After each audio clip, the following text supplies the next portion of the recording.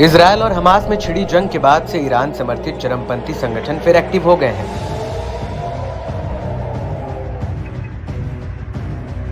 फिलिस्तीन के समर्थन में इन आतंकी संगठनों ने इजरायल की नाक में दम कर दिया है।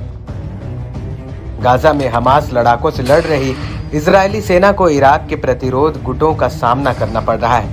ईरान की छत्रछाया में फले फूले ये संगठन अब कठपुतली की तरह ईरान के इशारों पर नाच रहे हैं। ये संगठन इजरायल पर हमलावर है। इराक के आतंकी संगठनों की बढ़ती सक्रियता ने इजरायली बलों की मुश्किलें बढ़ा दी हैं। इराक के इस्लामिक प्रतिरोध ने सीरिया के इजरायली कब्जे वाले गोलान हाइट्स में एक महत्वपूर्ण लक्ष्य पर हमला करने का दावा किया है।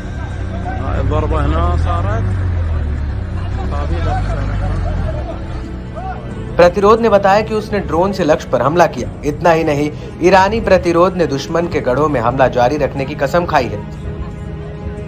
साथ ही दावा किया कि लड़ाकों ने इजरायली कब्जे का विरोध करने, गाजा में लोगों का समर्थन में और फिलिस्तीनी नागरिकों के नरसंहारों के जवाब में इस ऑपरेशन को अंजाम दिया।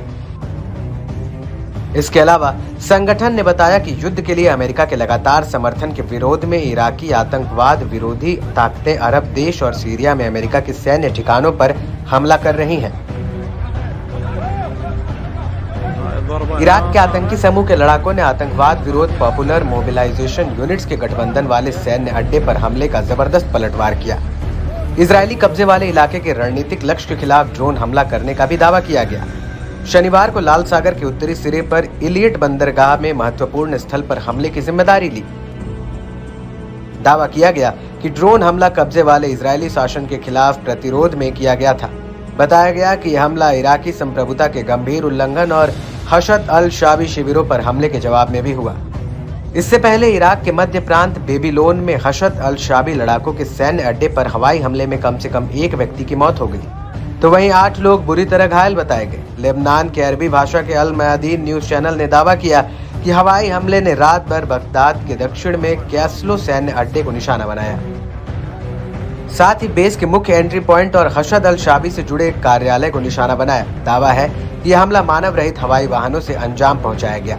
आतंकी संगठन हशद अल शाबी ने पुष्टि की कि उसके सैन्य अड्डे के परिसर पर हमला किया गया है।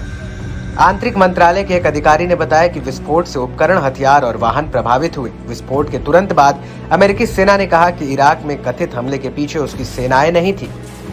वहीं दाएश आतंकी समूह से लड़ने के लिए बनी अमेरिकी नेतृत्व वाले सैन्य गठबंधन ने भी बयान जारी कर कहा कि उसने इराक में उन इलाकों पर हमला नहीं किया। अहम बात यह है कि इराकी सैन्य अड्डे पर विस्फोट ऐसे समय में हुआ है जब इराक में इस्लामिक प्रतिरोध ने तब तक अपनी जवाबी कार्रवाई जारी रखने की कसम खाई है जब तक कि इजरायल गाजा में अपना नरसंहार बंद नहीं कर देता।